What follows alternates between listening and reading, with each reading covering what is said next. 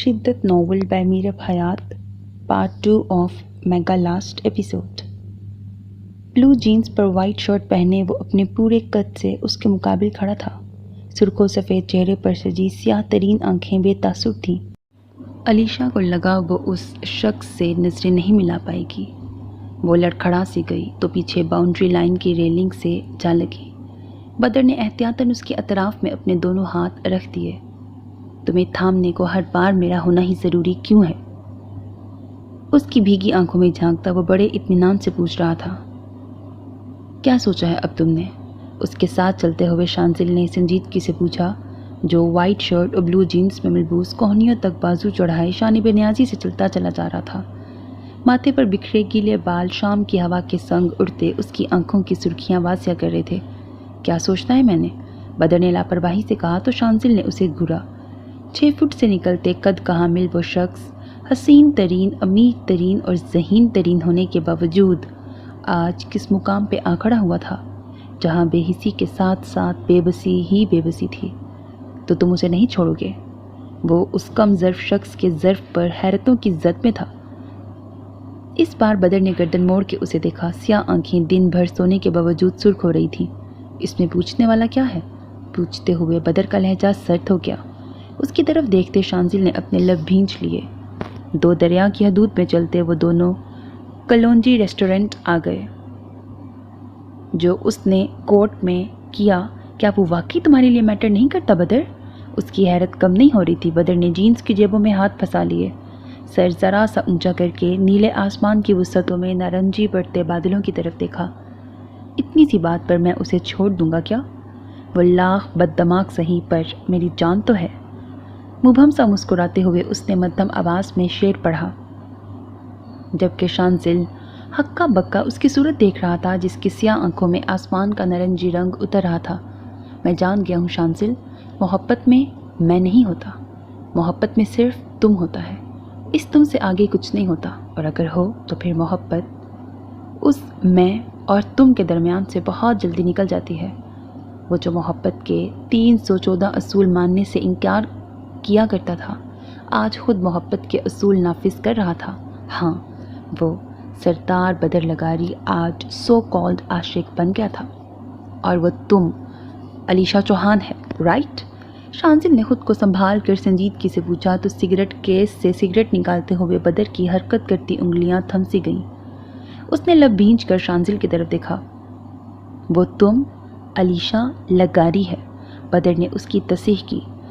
अगर इससे आगे खुद को, अपने मुकाम या अपने वकार को रख लूं तो फिर क्या बचेगा शांजिल?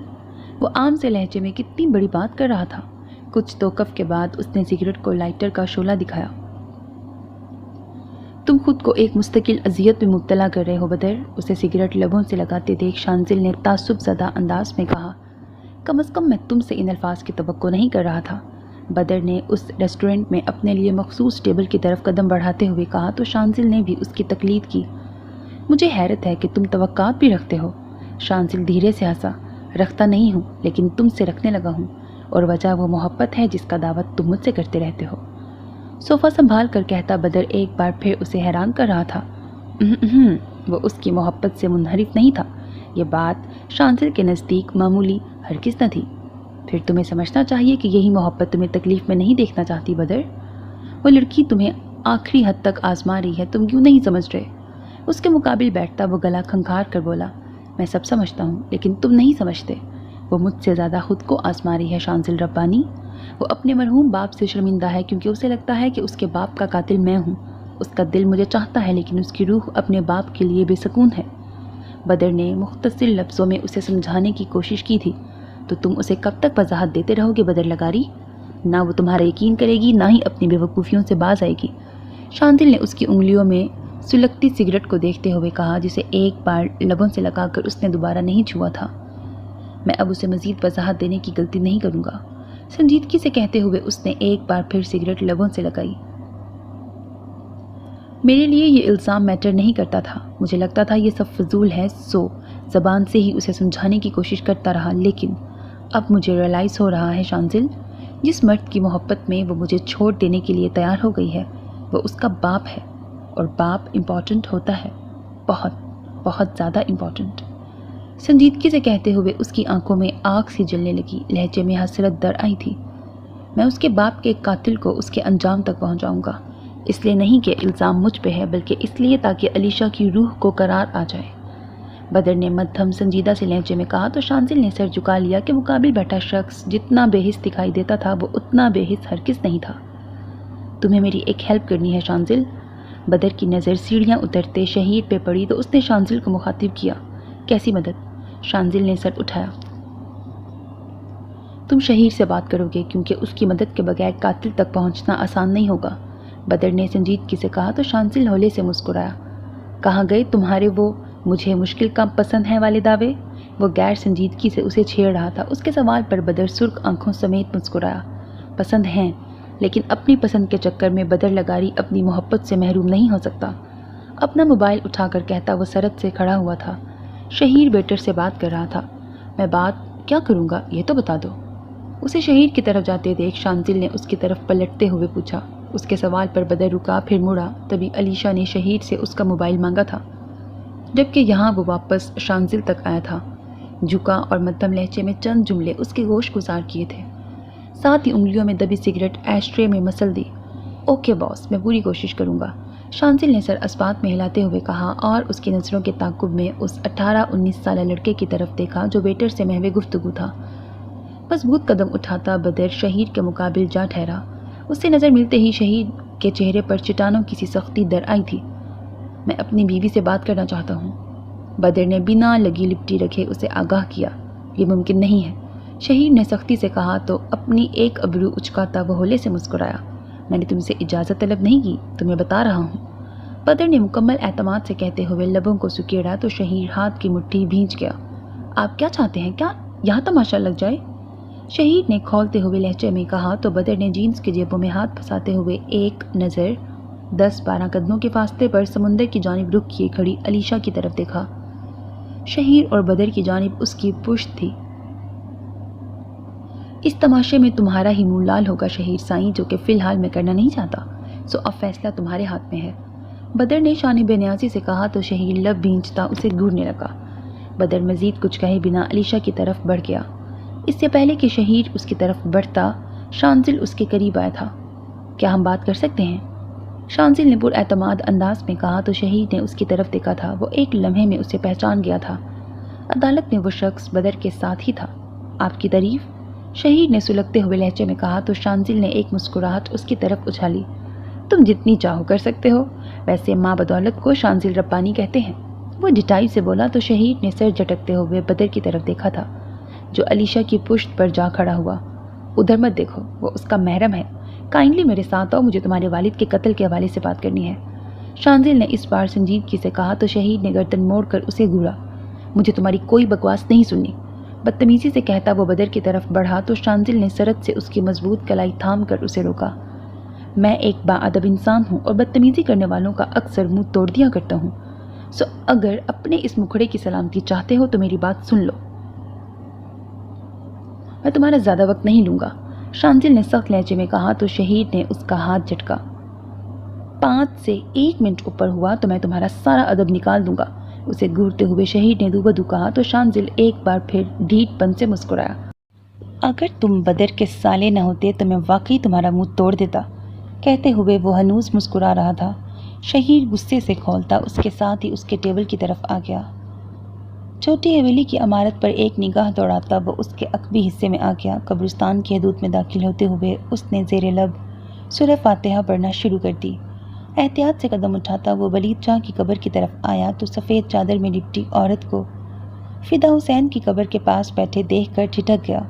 پھر کچھ سوچ کر اس نے گلا کھنکھارا، لیکن اس وجود پر کوئی اثر نہیں ہوا تھا۔ وہ ارد گرد سے بے نیاز فدا حسین کی قبر پر اگے پھولوں کو اپنی نحیف انگلیوں سے چھو رہی تھی۔ وہ ان کی پشت سے گزرتا ولید شاہ کی قبر پر آ گیا۔ بارشوں کے دن تھے، موسم خوشگوار تھا، سو ولید شاہ کی قبر پر گلابی پھولوں کی جڑیں پھوٹ رہی تھیں، کچھ جڑوں پر پھول بھی تھے۔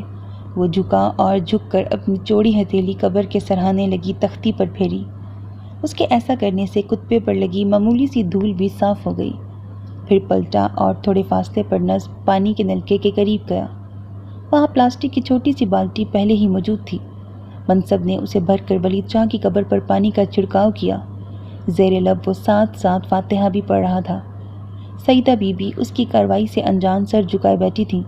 वो बाल्टी में बचा पानी लेके उनकी तरफ आ गया। अस्सलाम वालेकुम। उनसे थोड़े फासले पर रुकता वो ऊंची आवाज़ में बोला तो उन्होंने यूं ही झुके सर को होले से अस्बात में हिलाया और उसके सलाम का जवाब दिया। आज तुम्हारी बीवी नहीं आई? उसकी तरफ देखे बिना वो मध्यम आवाज़ में इस्तफसार कर रही थी। मनसब जो उन्हें गायब दिमाग समझ रहा था उनके सवाल पर चौंक गया। बस मैंने सोचा आज मैं चला जाता हूँ, चाचू की याद आ रही थी तो इसलिए। मनसब से कोई जवाब ना बन पड़ा तो उसने यूं ही कह दिया, झूठ मामूली भी हो तो झूठ ही होता है लाडले। गद्दी नशीन के अल्फाज में ऐसी लग़ज़िश हरगिज़ नहीं होनी चाहिए। वो उसे तंबीह करने वाले अंदाज में बोली, जबकि अपना झूठ पकड़ा जाने पर वह हक्का बक्का रह गया। वो उस औरत से शायद बचपन में मिला था, लेकिन उनके अल्फाज, उनका लहजा, उस पर मुत्तज़ाद ये आगाही, वो हैरत ज़दा सा नीचे बैठ गया। माजरत चाहता हूँ, लेकिन मुझे सच कहते हुए शर्म महसूस हो रही थी। वह नज़रें झुका के बोला। सईदा बीबी की उसकी जानिब पुश्त ही थी।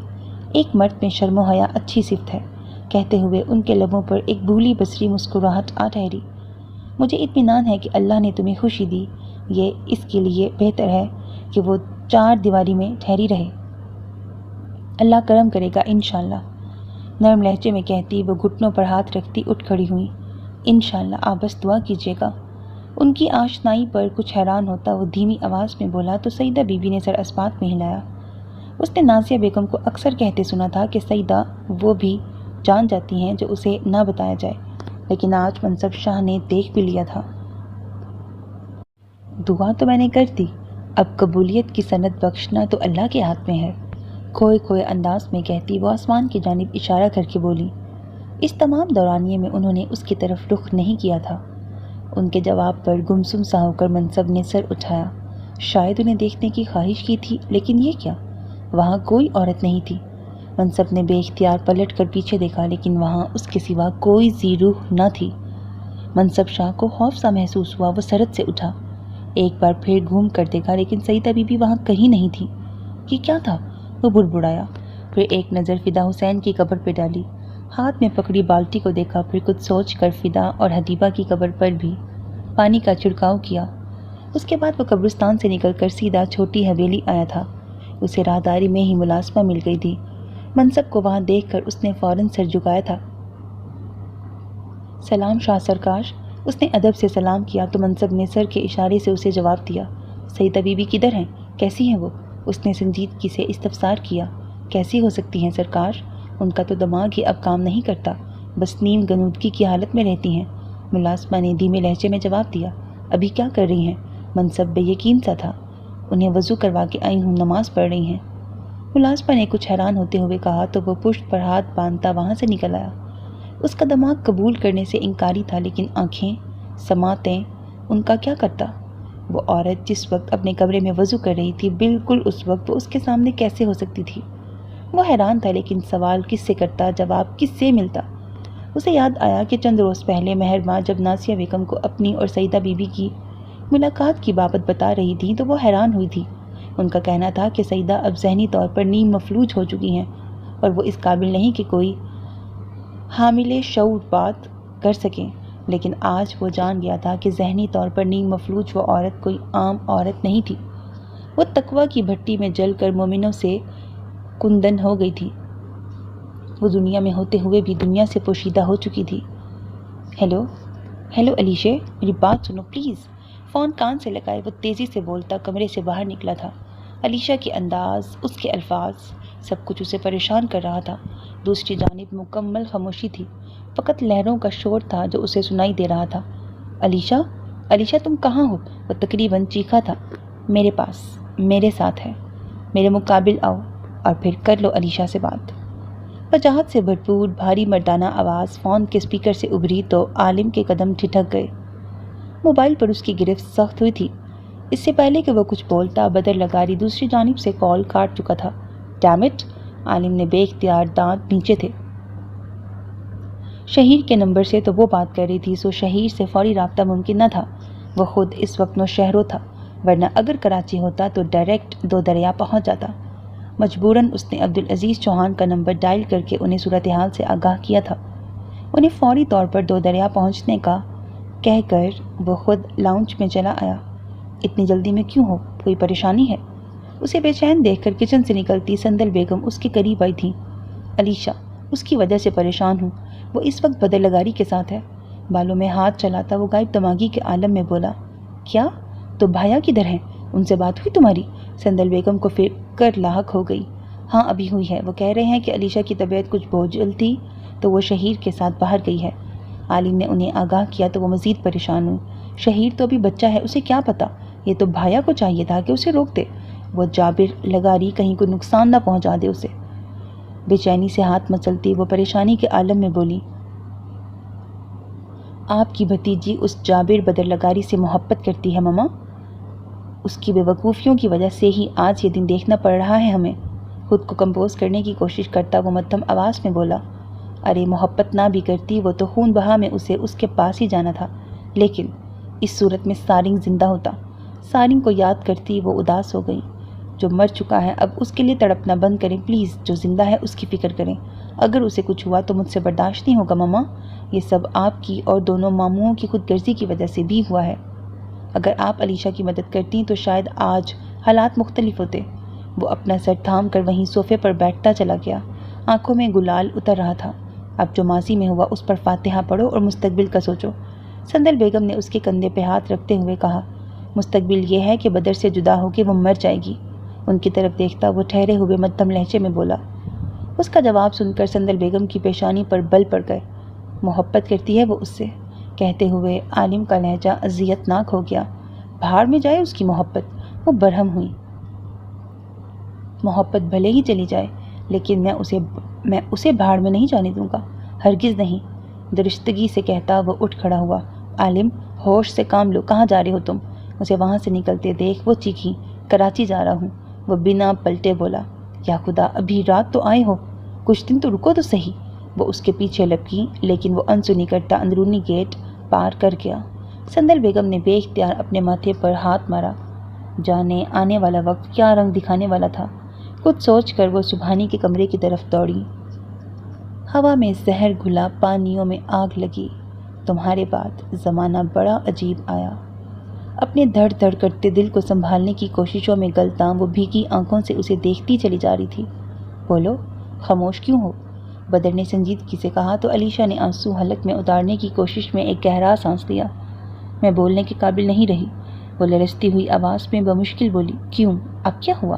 کیا اب میں تمہارے باپ کا قاتل نہیں رہا؟ پوچھتے ہوئے بدر نے بہت آہستگی سے اس کی کلائی تھامی تھی۔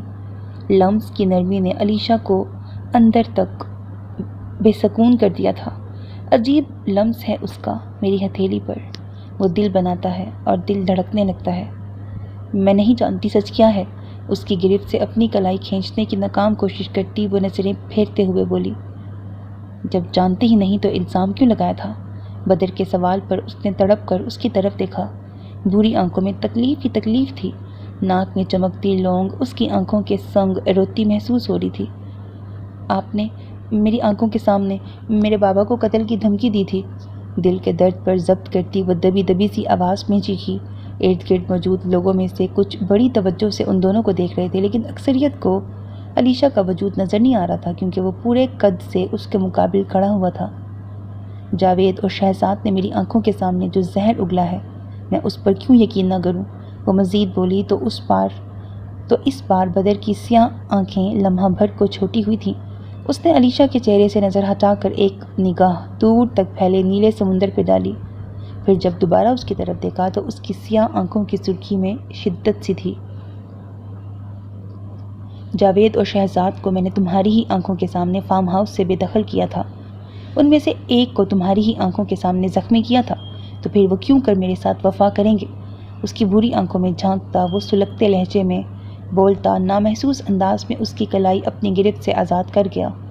اس کے سوال پر علیشہ کی پلکیں لمحہ بھر کو ساکت ہوئی تھیں۔ صاف ظاہر ہے کہ وہ دونوں بے غیرت بک چکے ہیں۔ باؤنڈری کی ریلنگ پر سختی سے ہاتھ جماتا وہ سرد آواز میں بولا تو علیشہ نے پلکیں جھپکائی۔ میں نہیں جانتی، وہ بڑبڑائی۔ جھوٹ بول رہی ہو تم، سب جانتی ہو تم۔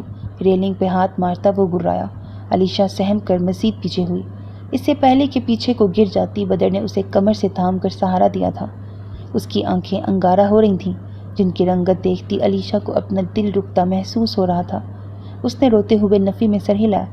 میں سچ میں نہیں جانتی، وہ بھرائی ہوئی آواز میں بولی۔ کیا واقعی تم مجھے نہیں جانتی؟ پوچھتے ہوئے بدر کے سرد لہجے میں اذیت در آئی۔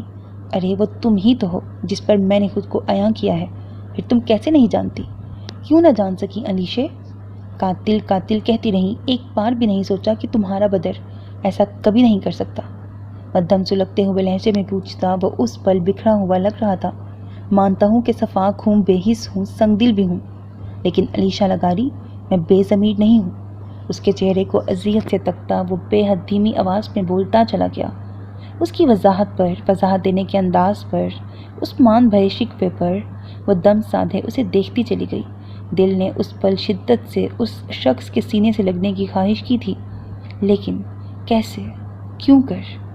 ایک ہاتھ سے بھی کم کے فاصلے پہ کھڑا وہ شخص اس سے میلوں دور جا کھڑا ہوا تھا، اور اسے دور دھکیلنے والے ہاتھ کسی اور کے نہیں، خود علیشا چوہان ہی کے ہی تو تھے۔ میرا راستہ چھوڑ دے، خود پر کڑے پہرے بٹھاتی وہ سر اونچا کر کے بولی تو بدر نے اپنے لب سختی سے بھینچ لیے۔ اس لڑکی کے سامنے کچھ بھی کہنا رائے گاں ہی تو تھا۔ کون سا راستہ؟ کہ وہی جس پہ تم نے خود مجھے گھسیٹا ہے؟ خود کو سنبھال کر سخت لہجے میں کہتا وہ اپنا ہاتھ پیچھے کھینچ کر ایک قدم پیچھے ہٹا تھا۔ علیشا نے نظریں جھکا کر لکڑی کے فرش کو گھورا۔ یہ راستہ تمہارا تھا، لیکن اب میرا بھی ہے علیشے، اور میں تمہیں بیچ راستے میں یوں راستہ بدلنے نہیں دوں گا۔ اس کی جھکی پلکوں پر اٹکے شفاف موتی کو تکتا وہ مضبوط لہجے میں بولا تو علیشا نے ہونٹ بھینچتے ہوئے نظریں اٹھائیں۔ بھوری آنکھوں میں درد آنسوؤں کی صورت ڈول رہا تھا۔ وہ کچھ پل یوں ہی اس کا سرخ پڑ چکا چہرہ دیکھتا رہا۔ نگاہیں بھٹک بھٹک کر اس کی تھوڑی پر لگے زخم کے نشان سے لپٹ رہی تھیں۔ دل کی مان کر اس نے ہاتھ بڑھایا اور اس بار اس کے رخسار پر لڑکتے آنسو کو لبوں تک آنے سے پہلے ہی صاف کر دیا۔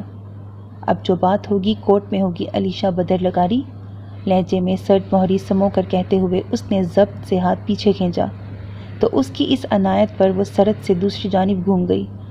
ہوا کے سنگ بے لگام ہوتے اس کے اخروٹی بال، بدر کی سیاہ آنکھیں لمحہ بھر کو ساکت کر گئے تھے۔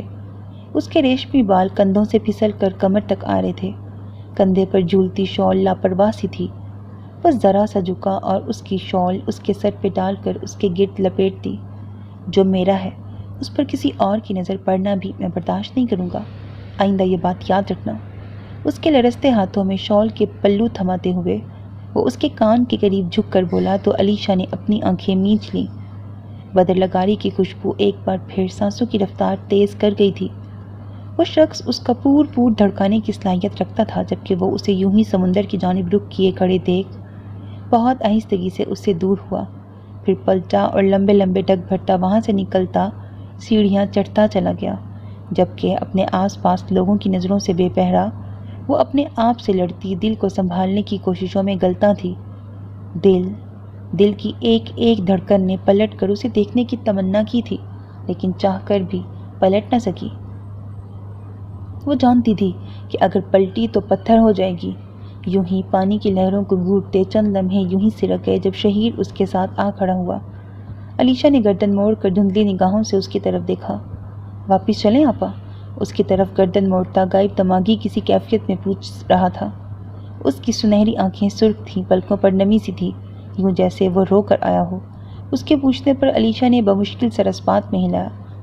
چلو، بے حد آہستگی سے کہتے ہوئے اس نے اس کا ہاتھ تھام لیا۔ شہیر نے نرمی سے اسے اپنے حصار میں لیا اور واپسی کے لیے قدم موڑ لیے۔ وہ لب سیے خاموشی سے اس کے ساتھ چل رہی تھی۔ ذہن ارد گرد کے شور و گل سے بے خبر تھا کہ ساری سوچیں تو وہ دشمن جاں اپنے ساتھ لے گیا تھا۔ میں اس کی قید سے آزاد کہاں ہوں محسن، بنا کے رکھتا ہے خیالوں میں یرغمال مجھے۔ بدلتے موسم کے باعث وہ ایک ہی رات میں بخار کا شکار ہو گیا تھا۔ رات بھر نیند لینے کے باوجود فلو کی وجہ سے سر میں درد کی ٹیسیں اٹھ رہی تھیں۔ سو نماز فجر کی ادائیگی کے بعد وہ کمرے میں جانے کی بجائے کچن میں چلا آیا۔ چائے کے پانی میں ادرک اور الائچی کا اضافہ کرتا وہ بیزار سا وہیں کھڑا ہو گیا۔ چہرے پر تھکن کے سے آثار تھے۔ پانی ابلنے لگا تو وہ دودھ کی تلاش میں فریج کی طرف گھوما، تبھی وہ وہاں آئی تھی۔ सुबहानी को फ्रिज में सर घुसाए खड़ा देख महरमा के कदम लम्हे भर को रुके, फिर सर पे टिका दुपट्टा दुरुस्त करती वो अंदर आ गई। बाली नहीं है यहाँ? गर्दन घुमाकर किचन में देखती वो फ्लू के बाइस भारी होती आवाज़ में बोली, तो उसकी आवाज़ पर वो उसकी जानिब घूमा। उस पर नज़र पड़ते ही सुबहानी का हलक कड़वा हुआ था। क्यों, तुम्हें नज़र नहीं आ रहा? दूध लेकर चूल्हे की तरफ बढ़ता वो सट लहजे में बोला तो महरमा ने भवें उचकाई। वो खुद भी बदलते मौसम की सख्तियों का शिकार हो गई थी। मैंने आराम से पूछा है, तुम सुकून से जवाब नहीं दे सकते? उसकी तरफ आती वो संजीदगी से बोली। सुकून छोड़ा नहीं है तुमने ज़िंदगी में। जिस दिन से आई हो मेरा और मेरी माँ का सुकून गारत कर दिया है तुमने। दूध की पतीली स्लैब पे पटकता वो कड़वे लहजे में बोला तो उसके जवाब पर वो लम्हा भर को कुछ बोल न सकी। फ्लू और गले दर्द के बाइस आंखों में पानी सा था। तुम एक बदतमीज़ इंसान हो, हटो पीछे, मुझे चाय बनानी है अपने लिए। खुद को संभालती वो खुद भी सख्त लहजे में बोली, बदकिरदार होने की बजाय बदतमीज़ होना बेहतर है। वही सूटाते लहजे में बोला तो उसके तबसरे पर वो हैरत से उसे तकने लगी। बिना किसी बात के वो शख्स उसके लिए दिल में जाने कितना अनाथ पाले खड़ा था। क्या मतलब है तुम्हारी बात का? पानी भरी आंखों से उसे देखती वो बमुश्किल बोली, वही जो तुम समझ रही हो। उसकी तरफ घूम कर कदरे झुकता वो तल्ख लहजे में बोला तो उसकी जानिब देखती महरमा का हाथ उठा था और अगले ही पल उसके गाल पर निशान छोड़ गया। चटाक की आवाज़ पूरे किचन में गूंजी थी। आइंदा बोलने से पहले अपने अल्फाज तोड़ लेना, वरना आज एक थप्पड़ मारा है, अगली बार 2 मारूंगी। शहादत की उंगली उठाती वो भराई हुई आवाज़ में उस पर फुनकारी जो दांत पर दांत जमाए खड़ा सियाह आंखों से उसे घूर रहा था। और हाँ, बदकिरदार मैं नहीं, तुम्हारा भाई है, क्योंकि उसकी तरबियत तुम्हारी माँ ने की है। आंखें हैं मेरे पास, लेकिन अंधे तुम हो। इसे बात करते हुए ये भी नज़र नहीं आता कि मुकाबिल खड़ी औरत किस मुकाम पर है। उसे पीछे धक्का देती वो चीखते हुए रो पड़ी, तुम्हारे इन आंसुओं से मेरा भाई बेवकूफ़ बन सकता है, मैं नहीं। और अगर इतनी ही बाकिरदार हो तो क्यों मेरे भाई का दिमाग ख़राब किया तुमने? कोई मर्द तब तक किसी औरत के पीछे ख़वार नहीं होता जब तक औरत खुद उसे अपनी जानिब मतवज्जा न करे, समझी तुम? वो धीमे सुलगते हुए लहजे में गुर्राया तो इस नए इल्ज़ाम पर वो एक बार फिर अजियत का शिकार हुई थी। रो रो कर तुम मेरे भाई की नज़र में मजलूम बन सकती हो, मेरी नज़र में नहीं। तुम्हारे हाथ के थप्पड़ वो सह सकता है, मैं हरगिज़ नहीं। नफरत भरे लहजे में कहते हुए उसने महरमा की कलाई थाम ली। इससे पहले कि वो उसका हाथ चाय के पकते हुए पानी में दे देता, किचन में आता मनसब तीर किसी तेज़ी से उसकी जानिब लपका था। दिमाग ख़राब हो गया तुम्हारा? महरमा का हाथ छुड़वा कर उसे पूरी कुव्वत से पीछे धक्का देता वो चिल्लाया था। मनसब को वहाँ देख कर सुबहानी डरा नहीं था। हाँ, हो गया ख़राब। नफ़रत है मुझे इस लड़की से, इसने आपको हमसे छीन लिया है। उसके मुकाबिल आता वो खुद भी चीखा। महरमा बेयकीनी किसी कैफियत में कांपती स्लैब से जा लगी। क्या बकवास है ये? छीन कर कहाँ ले गई है मुझे? यहीं इस घर में तुम सबके सामने हूँ। मनसब बुरी तरह बरहम हुआ था। और इसने जो भी किया, तुम अभी क्या करने वाले थे? हाँ, सख्त लहजे में कहते हुए मनसब ने उसका गिरेबान मुट्ठियों में जकड़ लिया। ये किस किस्म की जहालत है? उसे झंझोड़ता वो धाड़ा था। इशारा महरमा का हाथ जलाने की कोशिश की तरफ था। इसने मुझे थप्पड़ मारा था, मैं क्यों बर्दाश्त करूं? अपना गिरेबान मनसब की गिरफ्त से छुड़वाता वो बोला तो उसका लहजा भीग गया। उसकी ढिठाई और बगावत पर मनसब भी कुछ बेयकीन सा था। तुमने ये तरबियत कहाँ से पाई है सुबहानी? नफ़ी में सर हिलाता मनसब तासुफ भरे लहजे में बोला, मुझे तरबियत मत सिखाएं भाई। शहादत की उंगली उठाता वो गुर्राया तो मनसब ने जब्त खोकर उसके चेहरे पर थप्पड़ दे मारा। वो लड़खड़ा कर 2 कदम पीछे हुआ था। महरमा ने बेइख्तियार अपने मुंह पे हाथ रख लिया। बकवास बंद करो और दफ़ा हो जाओ यहाँ से। अफसोस के आखिरी मुकाम पे खड़ा कर दिया तुमने आज मुझे, सख्त लहजे में कहते हुए मनसब की आवाज़ में अजियत दर आई थी। मुंह पे हाथ रख कर झुके सुबहानी ने सर उठाकर भीगी आंखों से उसे देखा। हाँ, उसे जो सुबहानी को दिलो जान से अजीज था। मैंने हमेशा आपको अफसोस में ही मुब्तला किया है क्या भाई? और ये लड़की, ये जो आपको बदकिरदार कहती है, जिसने कभी आपकी इज्जत नहीं की, कभी आपसे मोहब्बत नहीं की, इसने कभी अफसोस पर मजबूर नहीं किया आपको? पूछते हुए वो चटक गया। इसने आपसे कभी मोहब्बत नहीं की, लेकिन मैंने आपसे मोहब्बत की है भाई। भीगी हुई आवाज़ में कहते हुए सुबहानी ने अपने सीने पे हाथ रखा। अजियतों में घिरा मनसब जब्त से खड़ा उस रोते हुए लड़के को देख रहा था जो जाने क्यों बदगुमानियों का हाथ थामे उससे दूर हो गया था। आपने कहा लड़कियों से दोस्तियां छोड़ दो सुबहानी, तो मैंने छोड़ दी भाई। उसके करीब आता वो कहते हुए रोने के करीब था। اگر میں آپ سے کہوں کہ اس لڑکی کو چھوڑ دیں تو کیا آپ چھوڑ دیں گے؟ بچوں کے سے انداز میں پوچھتا وہ اس پل اپنے آپ میں نہیں لگ رہا تھا۔ یہ لڑکی میری بیوی ہے سبحانی، اور بیوی چھوڑی نہیں جاتی۔ منصب نے ایک ایک لفظ پر زور دیتے ہوئے کہا تو اس کی طرف دیکھتے سبحانی نے بمشکل سر اسبات میں ہلایا۔ ایسا کرتے ہوئے اس کی آنکھ سے آنسو ٹوٹ کر گال پر لڑک آیا۔ ٹھیک ہے، پھر میں دفع ہو جاتا ہوں، گال رگڑتا وہ مدھم آواز میں کہہ کر اس کے پاس سے نکلتا چلا گیا۔ چولہے پر رکھی پتیلی میں ابلتا پانی سوکھ کر جل گیا تھا۔ منصب نے پلٹ کر چولہا بند کیا اور خاموش نگاہوں سے نظروں سے دور جاتے سبحانی کو دیکھا، پھر گردن گھمائی اور مہرمہ کی طرف دیکھا جو نظریں جھکائے فرش کو گور رہی تھی۔ کیا کرنے آئی تھی تم یہاں؟ اس کی طرف آتا وہ بولا تو لہجہ سخت ہو رہا تھا۔ چائے بنانے آئی تھی، سوں سوں کرتے ہوئے اس نے بڑی مشکلوں سے سر اٹھایا تھا۔ پھر بنا لی؟ وہ اس کے سر پہ آ کھڑا ہوا۔ نہیں۔ اس نے ایک بار پھر ناک سکیڑی تو منصب نے اس کا چہرہ تھوڑی سے اونچا کیا۔ فلو کب ہوا تمہیں؟ لہجہ خود بخود نرم پڑ گیا تھا۔ گلا بھی درد ہے، مہرمہ نے اس کی معلومات میں اضافہ کیا۔ پھر بھی تم چیخ رہی تھی؟ انداز سرزنش کرتا ہوا تھا۔ تم نے سن لیا؟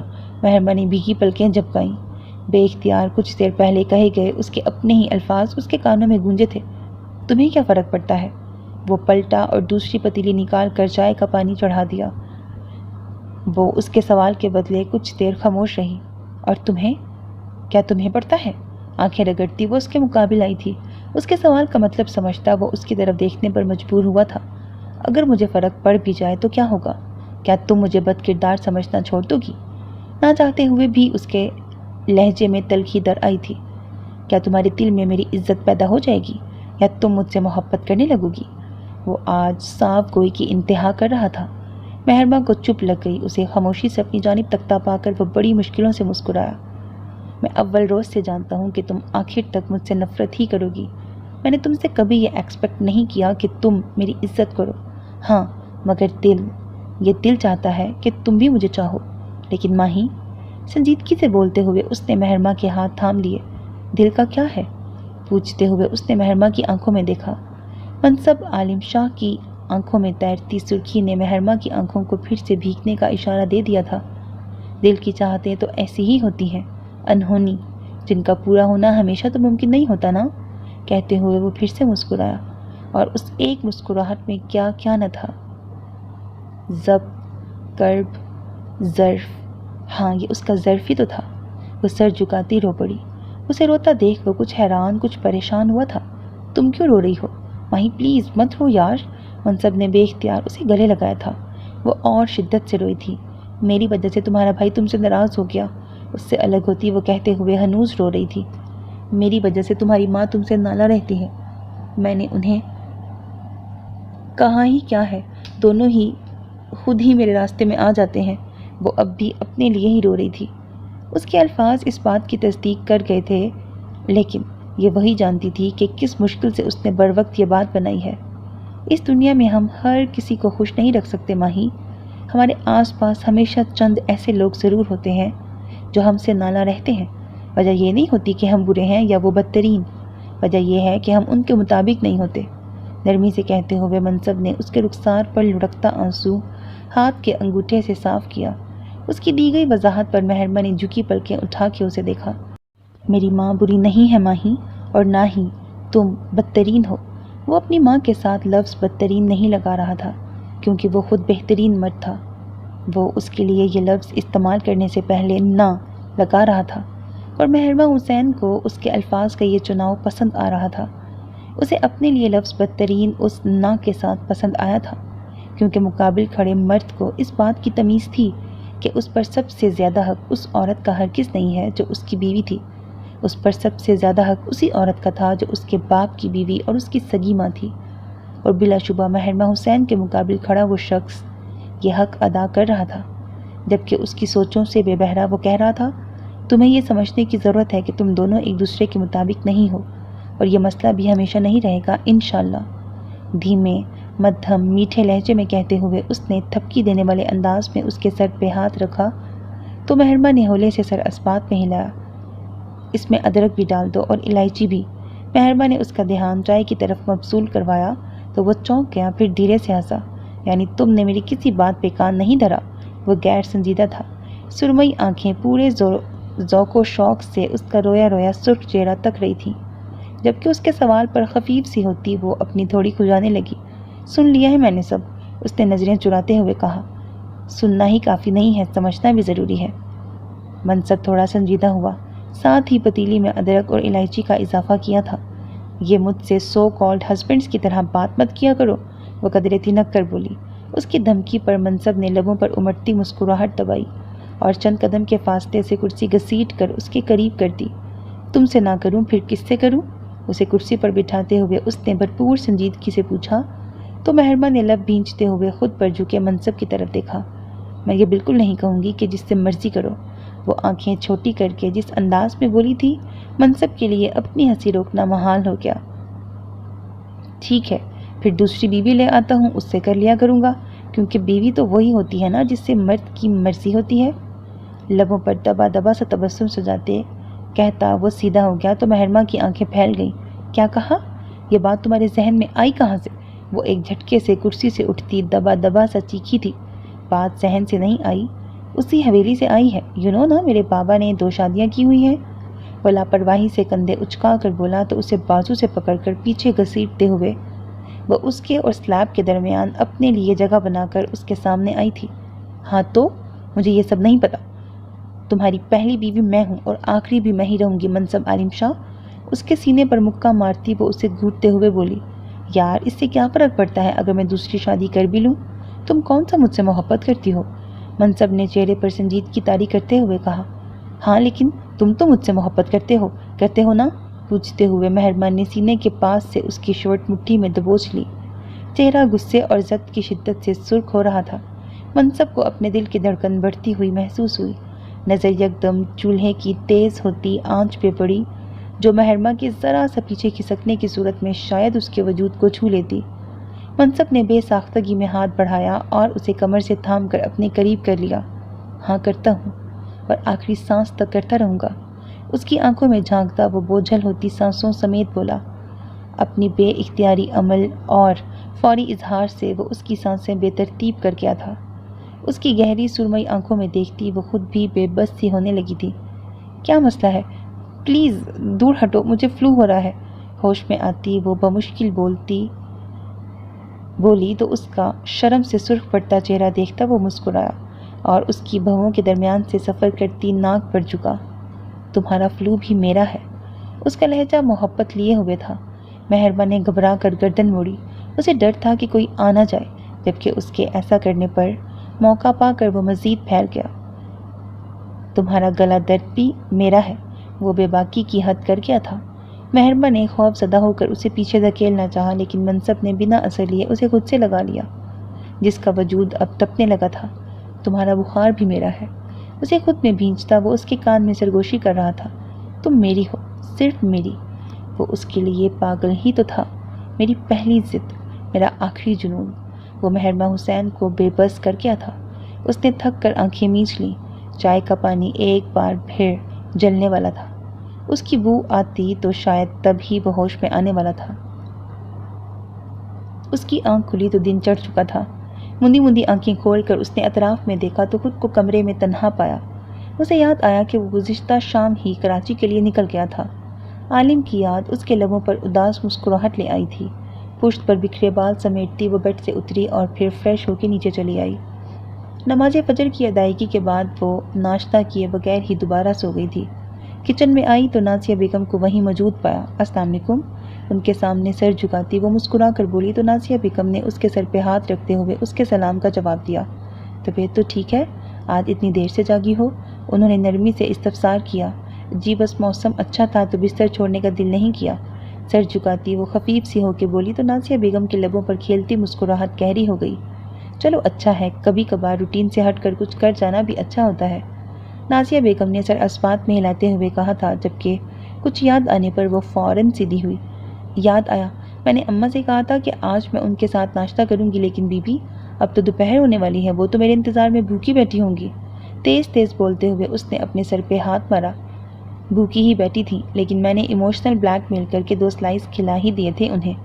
اندر آتی مہرما نے ناک سکیڑتے ہوئے کہا تو مرہا اس کی جانب گھومی، جس کی ناک زکام کے باعث سرخ ہو رہی تھی یہ تم نے بہت اچھا کیا مہر بی بی، وہ مطمئن ہوتی بولی تو مہرماں نے ہولے سے اسبات میں سر ہلایا۔ اب تم بھی بتا دو کہ تم ناشتے میں کیا لوگی، میں 5 منٹ میں بنا دیتی ہوں۔ چولہے والی سلیب کے قریب آتی وہ نرم لہجے میں بولی تو نازیہ بیگم نے اس کے ہاتھ سے ماچس کی ڈبیا کھینچ لی۔ تم کچھ نہیں بناؤ گی، تمہاری طبیعت پہلے ہی ناساز ہے، میری بہو جو کھائے گی میں اسے خود بنا دوں گی، نازیہ بیگم نے اسے ڈپٹنے والے انداز میں کہا تو مرحا نے فوراً گردن ہلائی۔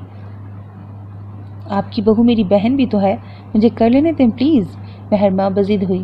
بڑی بی بی ٹھیک کہہ رہی ہے مہر بی بی، تم مت کرو، میں خود کر لوں گی، مرحا نے اسے روکا تو مہرماں نے اسے گھورا۔ کیا مسئلہ ہے یار، میں کوئی مہمان تھوڑی ہوں، وہ تب کر بولی۔ اس سے پہلے کہ مرحا اسے کوئی جواب دیتی ایک ملازمہ وہاں آئی تھی۔ سلام شاہ بی بی، شاہ سرکار جاگ گئے ہیں اور آپ کو یاد کر رہے ہیں، اسے 2 قدم کے فاصلے پر رکتی وہ سر جھکا کے بولی۔ جس روز سے وہ گدی نشیں ہوا تھا اس کے ساتھ ساتھ مہرماں حسین کا مقام بھی بدل چکا تھا۔ منصب عالم شاہ ان کا شاہ سرکار تھا جبکہ وہ خود شاہ بی بی۔ اس کی بات سن کر مہرماں ایڑھی کے بل نازیہ بیگم کی طرف گھومی، آنکھوں میں شکوہ تھا جیسے کہہ رہی ہو کہ دیکھ لیں اپنے لاڈلے کو، ابھی صبح ہی تو فجر کے وقت اس نے اس شخص سے بمشکل جان چھڑائی تھی، یہ تو شکر تھا اس وقت کسی نے نہیں دیکھا تھا انہیں۔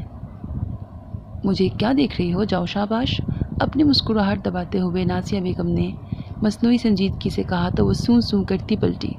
ایک تو اس شاہ سرکار کو میرے بغیر چین نہیں پڑتا، پاؤں پٹکتی وہ بڑبڑاتے ہوئے وہاں سے نکلتی چلی گئی جبکہ پیچھے مرحا اور نازیہ بیگم دونوں ہی مسکرائی تھیں۔ جاتے ہوئے مل کر گیا تھا وہ تم سے؟ چولہا چلاتے ہوئے وہ نرمی سے استفسار کرنے لگی تو مرحا نے نظر جھکا لی۔ نہیں، لب دھیرے سے ہلے تھے۔ کیوں، کیا اب بھی ناراض ہے؟ نازیہ بیگم حیران ہوئی۔ نہیں تو، لیکن پتہ نہیں کیوں مل کر نہیں گئے، وہ افسردہ سی ہو کے بولی۔ بالی قریب ہی برتن دھو کر رکھ رہی تھی۔ کل آخری بار میں نے اسے سندل کے ساتھ دیکھا تھا، فکر مند لگ رہا تھا، اللہ خیر ہی کرے۔ کچھ یاد آنے پر وہ سنجیدگی سے بولی تو مرحا نے بے اختیار آمین کہا تھا۔ پھر ناشتے کے نام پر جوس پی کے وہ کچن سے باہر نکلی تو اسے رحیمہ ٹکر گئی۔ لیں بی بی، چھوٹے سرکار کا فون ہے، آپ سے بات کرنا چاہتے ہیں۔ اسے فون تھماتی وہ لمحوں میں 9:02:11 ہوئی تھی۔ مرحا نے ایک گہرا سانس لیتے ہوئے فون کو دیکھا، پھر فون کان سے لگا لیا۔ السلام علیکم۔ وعلیکم السلام۔ ہو گئی نیند پوری؟ اس کی بھاری مدھم آواز فون کے اسپیکر سے ابھری تو مرحا کو یوں لگا جیسے وہ اس کے کان کے قریب ہی بول رہا ہو۔ آپ کو کیسے پتا میں آج دیر تک سوئی رہی؟ مرحا نے مدھم آواز میں پوچھا۔ وہ ایسے کہ صبح سے 3 بار کال کر چکا ہوں۔ عالم کا فوری جواب سنتی وہ لمحہ بھر کو مسکرائی۔ خیریت، کوئی کام تھا مجھ سے؟ وہ غیر سنجیدگی سے بولی۔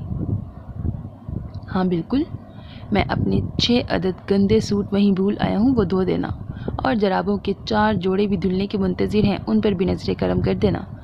لہجے میں مصنوعی سنجیدگی سمو کر وہ بولا تو اس کی بھاری آواز سنتی مرحا کی ساری شوخی ہوا ہوئی۔ اس کے علاوہ جو ٹاولز، گلوز اور بیڈ شیٹس میں یہاں یوز کرتا ہوں وہ بھی گیسٹ روم میں ہی پڑے ہیں، انہیں بھی صاف کر دینا۔ عالم نے مزید جھوٹ بولا جسے سچ سمجھتی وہ حیرت اور صدمے سے گر جانے کو تھی۔ آپ نے سچ میں مجھے یہ سب کہنے کے لیے کال کی تھی؟ اس کے حلق سے گھٹی گھٹی آواز نکلی تو دوسری جانب عالم کے لیے اپنا کہا روکنا محال ہو گیا۔ دل نے شدت سے اس کا چہرہ دیکھنے کی خواہش کی تھی۔ ہاں تو اور، میرے پاس یہاں پہننے کو کپڑے نہیں ہیں، نکر اور بنیان میں گھوم رہا ہوں، تبھی تو صبح سے کالز کر رہا تھا، پلیز دھو دو، عالم نے اپنی مسکراہٹ روکتے ہوئے کہا تو مرحا نے فون کان سے ہٹا کر اسکرین کو گھورا۔ یہ کام تھا آپ کو؟ وہ تپے ہوئے انداز میں بولی۔ ہاں تو، اب پوچھا ہے تو کام بھی نہ بتاؤں کیا؟ وہ معصوم بنا۔ اللہ جی، مجھے لگا میری یاد آ رہی ہوگی اسی لیے کال کر رہے ہیں آپ، رونے والا منہ بناتی وہ مری مری سی آواز میں بولی تو دوسری جانب وہ کہا لگا کے ہنسا۔ جی وقت لگا لیکن آخر لائن پر آ ہی گئی محترمہ۔ عالم کی شوق آواز فون کے اسپیکر سے ابھری تو اس کی بات سمجھتی مرحا نے منہ بسوڑا۔ ٹھیک ہے، خدا حافظ، میں آپ کے کپڑے دھو کے پھر بات کرتی ہوں۔ مرحا نے بھی حساب چکایا۔ ارے پاگل لڑکی، مذاق کر رہا تھا، تم تو سیریس ہی ہو گئی یار، وہ جلدی سے بولا، مبادہ وہ کال ہی نہ کاٹتے۔ اس کی بات سن کے مرحا مسکرائی۔ پتہ ہے مجھے، وہ شریر ہوئی، سب پتہ ہے تمہیں، بس میرا حال دل ہی نہیں پتہ۔ عالم کی نرم آواز نے محبت سے اس کی سماعتوں کو چھوا تو اس کے لبوں کی مسکراہٹ گہری ہو گئی۔ بات کرتے کرتے وہ برآمدے کی طرف آ گئی۔ اتنی دور سے کیسے پتہ چلے گا؟ وہ معصوم بنی۔ اس کے شریر سے انداز میں پوچھے گئے سوال پر عالم کے دل نے کروٹ بدلی تھی۔ تو یعنی قرب چاہتی ہو؟ وہ سنجیدہ ہوا۔ اس کا اچانک بدلتا لہجہ محسوس کرتی وہ بے ساختہ نچلا لب دانتوں میں دبا گئی۔ مذاق کر رہی تھی، وہ بمشکل بولی، لیکن میں تو سیریس ہو گیا نا۔ وہ مسلسل اس کا دل دھڑکا رہا تھا۔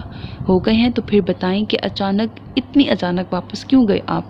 بات بدلنے کو وہ جلدی سے بولی تو اس کے سوال پر اسے گزشتہ شب یاد آ گئی جب وہ کراچی پہنچتے ہی سیدھا علیشہ سے ملنے گیا تھا۔ اسے عبدالعزیز چوہان کے کراچی والے گھر میں پا کر اسے سکھ کا سانس آیا تھا۔ علیشہ کے لیے اس کے ہسبینڈ کے ساتھ کچھ ایشو چل رہا ہے، اسی لیے پریشان ہو گیا تھا۔ اس کی سنجیدہ سی آواز فون کے اسپیکر سے ابھرتی مرحا کو قدرے مطمئن کر گئی تھی۔ اسے وہ شوق سی لڑکی اچھے سے یاد تھی جو اکثر عالم کے گلے کا ہار بن کر حویلی آیا کرتی تھی۔ اب کیسی ہے وہ؟ کیا زیادہ بڑا ایشو ہے؟ اس نے نرمی سے پوچھا۔ ناراض تھی مجھ سے، بڑی مشکلوں سے بنایا ہے، پتہ نہیں کیا بنے گا اس کا۔ کیس بہت پیچیدہ ہے۔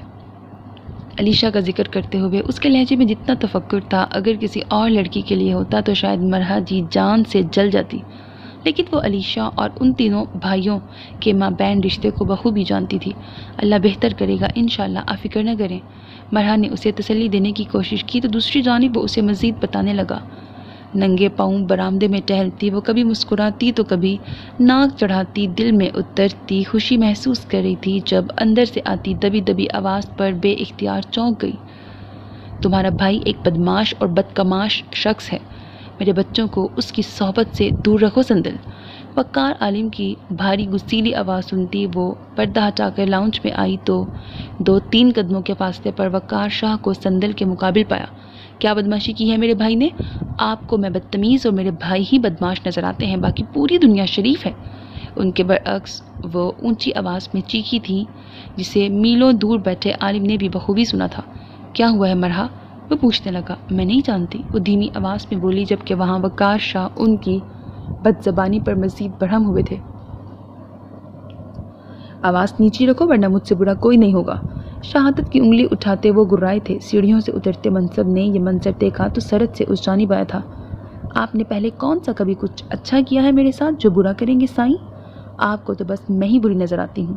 وقار شاہ کے روب دار چہرے کو دیکھتے وہ سلگتے ہوئے لہجے میں بولی۔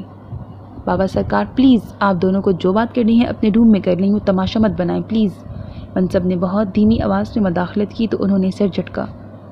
انہیں اپنی بڈھی بیوی کے کمرے میں جانے سے فرصت ملے تو یہ میری طرف آئیں گے نا؟ دل کی کھولن ان پر انڈیلتی وہ بدتمیزی اور بے باکی کی انتہا کر گئی تھی جس پہ وقار شاہ کا ضبط جواب دے گیا۔ بکواس بند کرو ناہجاز عورت۔ ان پر ہاتھ اٹھانے کو وہ لپکے ہی تھے جب منصب سرد سے درمیان میں آ گیا۔ بابا پلیز کچھ تو خیال کریں۔ انہیں تھامتا وہ ملتجی ہوا۔ بگڑتی صورتحال دیکھتی مرحا عالم سے بات کرنا بھول چکی تھی۔ آس پاس سر اٹھاتی ملازماؤں کو دیکھ کر وہ ہوش میں آئی تھی۔ بنا کچھ کہے کال کاٹ کر ان کی طرف بڑھی اور انہیں وہاں سے جانے کا حکم دیا جبکہ پیچھے وہ دونوں ہنوز بحث کر رہے تھے۔ میں خیال کروں اور تمہاری ماں جسے نہ اپنے مقام کا خیال ہے نہ میری عزت کا۔ خود پر سے کنٹرول کھو کر وہ بلند آواز میں دھاڑے تھے۔ یہ عورت کسی روز میرا بی پی شوٹ کروائے گی، زندگی جہنم بن گئی ہے میری۔ غصے میں بولتے وہ ان کے پاس سے ہٹ گئے۔ آپ کو کیوں کچھ ہو؟ خدا کرے کسی روز میرا ہی ہارٹ فیل ہو جائے تاکہ آپ سب کی جان چھوٹ جائے۔ ان کی طرف پلٹتی وہ بھیگتی ہوئی آواز میں چیخیں تو باہر کی طرف جاتے وقار شاہ کے قدم چھٹکے تھے۔ ہاتھوں کی مٹھیاں بھینچتے وہ ان کی طرف پلٹے جنہیں منصب تھامے کھڑا تھا۔ دعا ہے کہ وہ دن جلد آئے، مدھم آواز میں کہتے وہ بے حسی کی حد کر گئے تھے۔ سندل کے اندر چھن سے کچھ ٹوٹا تھا، بھیگی آنکھیں بہہ نکلیں۔ اور تم؟ شہادت کی انگلی سے منصب کی طرف اشارہ کرتے وہ اس کی طرف آئے تھے۔ سبحانی کو کال کرو اور اسے کہو کہ فوراً واپس آئے۔ میں اپنا بیٹا تمہارے اس گھٹیا ماموں کی دشمنداری کی ہرگز نظر نہیں کر سکتا۔ وہ جس انداز میں بولے تھے اس سے صاف ظاہر تھا کہ وہ اتنے انجان ہرگز نہیں ہیں جتنے نظر آتے تھے۔ مرحا چپ چاپ وہاں سے پلٹ گئی۔ معاملہ اسے سمجھ آ گیا تھا۔ سبحانی کراچی جا چکا تھا اور اپنے ماموں کے ساتھ تھا، تبھی وقار شاہ برہم ہو رہے تھے۔ اگر وہ یہ جان لیتے کہ عالم بھی گزشتہ رات انہی کے پاس گیا تھا تو جانے کیا قیامت لے آتے۔ مجھے بات کرنی ہے آپ سے۔ تیز تیز قدم اٹھاتا وہ ان کے پیچھے آتے ہوئے بولا تو وقار شاہ نے اپنے قدم روک لیے۔ اگر تم اپنی ماں کی حمایت کرنے آئے ہو تو سننے کے لیے میرے پاس فالتو وقت بالکل نہیں ہے۔ وہ سرد لہجے میں بولے تھے۔ لان میں ہر اور دھوپ چمک رہی تھی۔ نہیں، مجھے آپ سے عمر زیدی کے متعلق بات کرنی ہے، منصب نے سنجیدگی سے کہا تو وقار شاہ کی پیشانی پر پڑے بل کچھ سیدھے ہو گئے۔ سر اسپات میں ہلاتے وہ سٹنگ ایریا کی طرف جاتی روش کی طرف مڑ گئے۔ تھوڑی ہی دیر میں وہ دونوں لان کے ایک پرسکون گوشے میں ایک دوسرے کے مقابل کھڑے تھے۔ بولو، کیا بات ہے؟ ان کی بھاری آواز میں قدرے تھکاوٹ تھی، آنکھوں میں تیرتی سرخی ان کے اندرونی انتشار کا پتہ دے رہی تھی۔ میں جانتا ہوں کہ آپ چاہتے ہیں کہ میں اس قتل کیس سے دور رہوں، لیکن بابا سرکار، میں جو نشست سنبھال چکا ہوں وہ انصاف مانگتی ہے، عدل مانگتی ہے، رحم مانگتی ہے، اور ضرورت پڑے تو قہر بھی مانگتی ہے۔ سنجیدگی سے بولتے ہوئے اس نے اپنا جھکا سر اٹھایا۔ مجھے اپنی ذمہ داری پوری کرنی ہے، میں سچ جانتے بوجھتے خاموش نہیں رہ سکتا، منصب نے دھیمی آواز میں کہا تو وقار شاہ نے خاموش نظروں سے اسے گھورا۔ کیا تم جانتے ہو کہ قاتل کون ہے؟ انہوں نے بے تاثر لہجے میں سوال کیا تو منصب نے ہولے سے سر اسپات میں ہلایا۔ وقار شاہ کی آنکھوں میں سوال در آیا۔ کون؟ عمر زیدی۔ منصب کے لب دھیرے سے ہلے۔ یہ کس قسم کا مذاق ہے منصب شاہ؟ کیا تم نہیں جانتے کہ خاندان بھر میں اس کی کیا حیثیت ہے؟ کیا یہ الزام ثابت کر پاؤ گے تم؟ وہ حقیقتاً حیران ہوئے تھے۔ یہ الزام نہیں ہے، سچ ہے۔ عمر زیدی کے سالے کی بیٹی فجر، عمر زیدی کے بیٹے احمر کی منگ ہے، لیکن وہ لڑکی اور مقتول ایک دوسرے سے محبت کرتے تھے۔ اسی جرم میں عمر زیدی نے اسے قتل کروا دیا اور الزام ان سنیوں پر لگ گیا جنہوں نے اسے زد و کوب کیا تھا۔ منصب نے پشت پہ ہاتھ باندھتے ہوئے کہا تو وقار شاہ کی آنکھوں میں گہری سوچیں رقص کرنے لگی۔ تمہیں یہ سب کیسے پتا؟ منصب، انہوں نے نرمی سے پوچھا۔ میں نے چھان بین کروائی ہے بابا، میں اس بار زیدی کو ایسے ہی جانے نہیں دوں گا، منصب نے مضبوط لہجے میں کہا تو وقار شاہ نے ہولے سے سر اسپات میں ہلایا۔ نہ صرف یہ قتل بلکہ اس نے بہت سے قتل کروائے ہیں، اور سب سے پہلا قتل جو اس نے کروایا تھا وہ فدا چاچو کا تھا بابا۔ ایک ایک لفظ پہ زور دے کر کہتا وہ آخر میں تکلیف زدہ سا ہو گیا، جبکہ اس انکشاف پر وقار شاہ کی آنکھیں جل اٹھیں۔ کوئی ثبوت، کوئی گواہ؟ پوچھتے ہوئے انہیں اپنے اندر بھانبڑ چلتے محسوس ہوئے۔ اس نے میرے سامنے خود قبول کیا ہے، تب جب میں اس کے بیٹے سے اس بچی کو بچانے کے لیے گیا تھا، منصب نے ضبط بھرے لہجے میں کہا تو وقار نے اپنے ہاتھوں کی مٹھیاں بھیج لیں۔ اگر ایسا ہے تو اس بے غیرت بدبخت انسان کو زندہ نہیں چھوڑوں گا میں۔ اپنے اندر امڑتے اشتعال پر قابو پانے کی کوشش کرتے وہ گرائے تھے۔ میں بھی یہی چاہتا ہوں کہ اسے اس کے کیے کی سزا ملے۔ اپنے آپ کو اور اپنے بیٹے کو بچانے کے لیے وہ انسانیت بھول گیا ہے بابا، اس کا انصاف اب ضروری ہو چکا ہے۔ کہتے ہوئے منصب کا لہجہ زہر خند ہو گیا۔ تم نے کن ذرائع سے چھان بین کروائی ہے؟ مجھے ڈیٹیلز بتاؤ۔ کرسی سنبھال کر بیٹھتے وہ بھرپور سنجیدگی سے بولے تو منصب نے بھی کرسی سنبھال لی، پھر دھیمے لہجے میں انہیں سب کچھ بتانے لگا۔ وہ ابھی نہا کر نکلا تھا۔ فل فرنشڈ وسیع و عریض کمرے کے وسط میں نصب گول بیڈ پر تولیہ اچھال کر وہ آئینے کے سامنے آ کھڑا ہوا۔ ماتھے پر بکھرے گیلے بالوں پر نظر پڑتے ہی بدر نے انہیں ہاتھ سے پیچھے کیا تھا۔ سیاہ گنی بھووں تلے دہکتی ہوئی سرخ آنکھوں میں حسب معمول سرد مہری سی تھی۔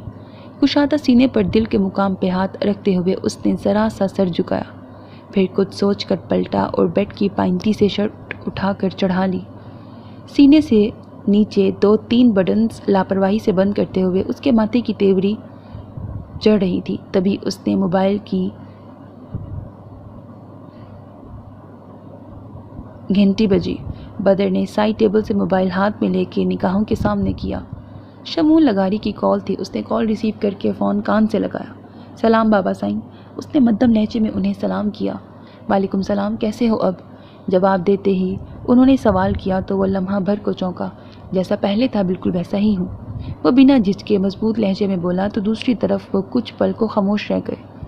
وہ لمحوں میں ان کے کال کرنے کا مقصد سمجھا تھا۔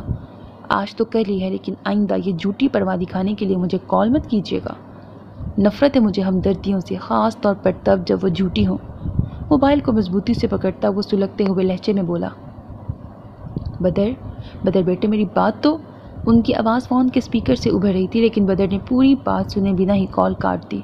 زندگی میں شاید پہلی بار انہوں نے اسے بیٹا کہا تھا، اور اسی لفظ نے اس کے اندر مزید آگ لگا دی تھی۔ شدت ضبط سے اس کی پیشانی پر رگیں ابھر آئیں۔ کمرے کی اس تنہائی میں آنکھوں میں اذیت تھی۔ موبائل ایک بار پھر بجنے لگا تو اس بار اس نے دیکھے بنا کال ریسیو کر لی۔ کیا چاہتے ہیں اب آپ؟ کیوں میرے جلتے ہوئے دل کو مزید آگ لگا رہے ہیں آپ بابا؟ فون کان سے لگائے وہ تکلیف زدہ سا چیخا تھا۔ دوسری جانب اس کی بھاری آواز سن کر شانزل بیٹھے سے کھڑا ہو گیا تھا۔ اگر آپ سمجھتے ہیں کہ اب جذباتیت کا ہتھیار آزمائیں گے تو آپ غلط ہیں۔ جذباتیت کا بدر لگاری سے کوئی تعلق واسطہ نہیں ہے، سمجھے آپ؟ نہ مجھے آپ سے کوئی محبت ہے، نہ ہی آپ سے کسی جھوٹی محبت کی چاہ ہے۔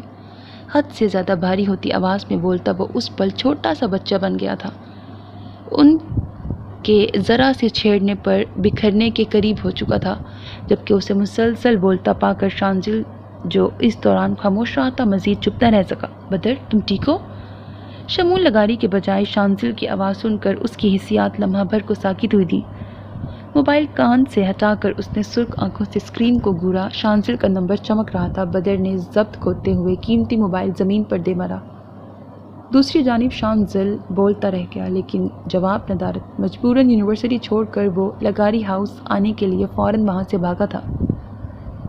ڈپارٹمنٹ سے نکل کر وہ بہت تیزی سے پارکنگ ایریا کی طرف بڑھ رہا تھا جب کوئی سرد سے اس کے سامنے آیا تھا۔